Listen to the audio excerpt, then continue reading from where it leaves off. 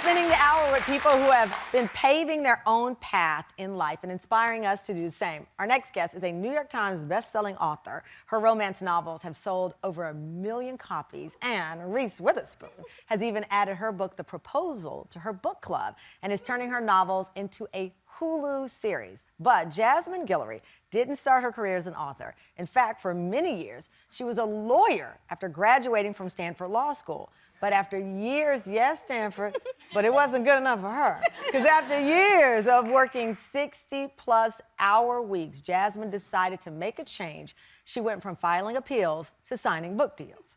And now she has released her 8th novel, Drunk on Love, about a young woman running a winery and the new hire who catches her attention. Please welcome to the Tam Fam, Jasmine Guillory. Thank you so much for having me. Listen, Jasmine, before we get to the steaminess here, let's start at this big life transition. I read something where your mom said you were working as an attorney and she didn't see that spark in your eye, that light in your eye. Yeah, you know, I had always wanted to be an attorney. I grew up, I decided I wanted to be a lawyer when I was 12 years old. I grew up, that was my goal. I went to law school, and then I started working, and I just didn't love it. And I kept sort of changing jobs and kind of expecting this is going to be the thing that I love. And so when I started writing, I didn't expect it to turn into a career. I just wanted kind of to have something else fulfilling outside of my job. And then it turned out that I loved it. You know, it's interesting. One of your friends, Nicole, said, from a child, they knew you were going to be a lawyer. So you were just running around the street saying, I'm Jess, you know. And so when someone believes that this was meant from almost the start for you, and then suddenly you say, it's not, that had to be an emotional shock for yourself. It really was. You know, it was so hard, especially in that transition. Whenever anyone asked me, you know, what do you do?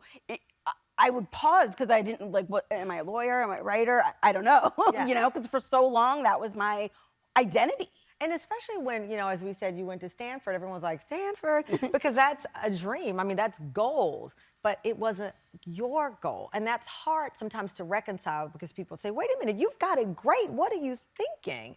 But you knew there was something else that would make you happy. Yeah, I mean, I knew there was something missing. I didn't know what it was, though, right? I didn't even start writing until I had been working as a lawyer for a while. I sort of missed having a creative outlet. I hadn't been in school for a while, and I missed that experience of learning something new every day. And so I thought, well, I've always loved to read. Yeah. Maybe I'll try writing. Yeah. And then I started writing. I would write after work and get home. So you didn't do what Terry did. You didn't quit and then start. No, I did both for a while. You're like, I gotta pay some bills. Yes. So let me do both. Yeah.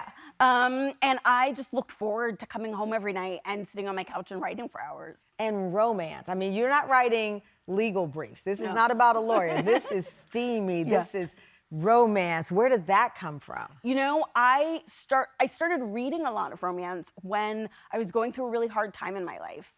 And I realized that romance is the perfect genre to read in hard times because you know going in there's going to be that happy ending, and that's exactly what I needed in my life. You know, when things are really hard, romance is the perfect genre to read. And so then I was reading a lot of it, and then I was like, maybe I would like to write one of these. Yeah. And it was just so much fun. I agree. I think, you know, I had an aunt who would love to read romance novels, those little Harlequins. You remember when they were like this big? And I would go in her bedroom and I seen them all stacked up. And that was an escapism. And it would take us in. And I love the resurgence of romance novels with new voices like yours, which take us into this steamy world. When you found your voice, especially in romance, how satisfying was that, taking that big leap of faith and not knowing how it was going to turn out? You know, I just knew that I loved doing this, right? And so I knew I loved it so much, I wanted to keep working on it. I was doing both for a while. You know, I wrote my first 3 books while I was still working full time. But, you know, because I needed to pay my bills. But like the response that I got has been so wonderful and so gratifying. Yeah. When we come back, we're going to talk about the gratification of this drunk on love, and we're going to find out. I would love to hear some of your advice for other people who are debating how to leap in. More after the break with Jasmine Guillory. Welcome back. We're talking to our guests today about the paths they paved for themselves. Jasmine is still here with us. She is now her latest novel, Drunk on Love.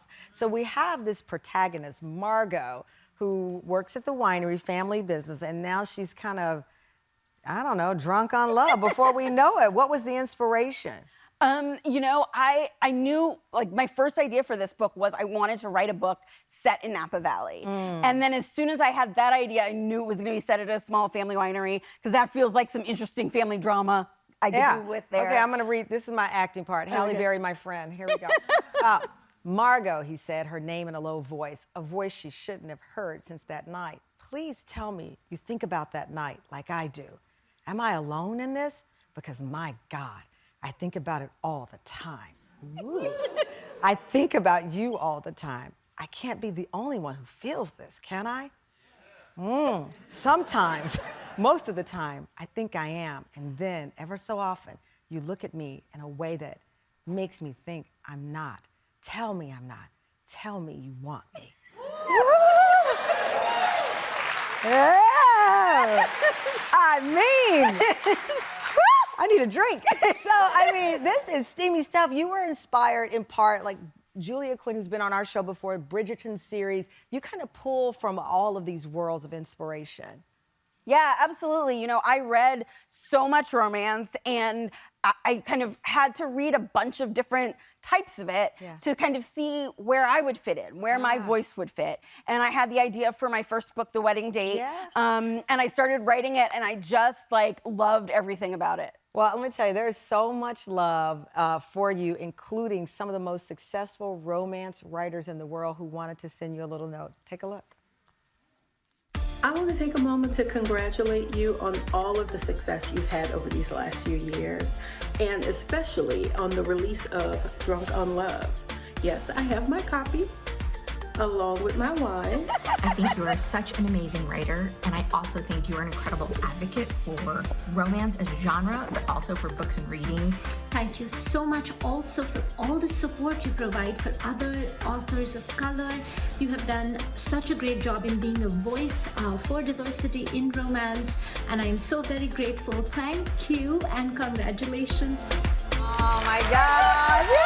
Those are romance novelists, Farrah Rashan, Julia Quinn, and Sonali Deb. There you go. All of the love you can receive. That was so kind. Yes, of course. Thank you. So what do you see next? I know that Reese Witherspoon, we're going to see the characters on TV, and then what? You know, I'm really excited. We really started kind of talking about what a series would look like. And so I really love Hello Sunshine. All the work that they've done in the past has been so great. And so I can't wait to see what they do. And advice for people who may want to also write novels or just step out on faith and leave the past and find their future. What's your advice? You know, I think a lot of people ask me for advice and say that they're scared to start. But nobody has to see your start. You know, I think people think like that. People read a finished draft of a book and think my work doesn't look like that. No, because the finished draft of a book goes through so many revisions. Like, start it just for you. Do this for you. Nobody else has to see it. You know, start it, see how you feel about it, and then keep going. Because I think people are scared to, like, disappoint other people or disappoint themselves, but you only disappoint yourselves by not trying. I love it. Well, congratulations on Drunk on Love. Jasmine's book is on sale now. And guess what? Y'all ready to get steamy? Because everybody in the audience is going home with a copy.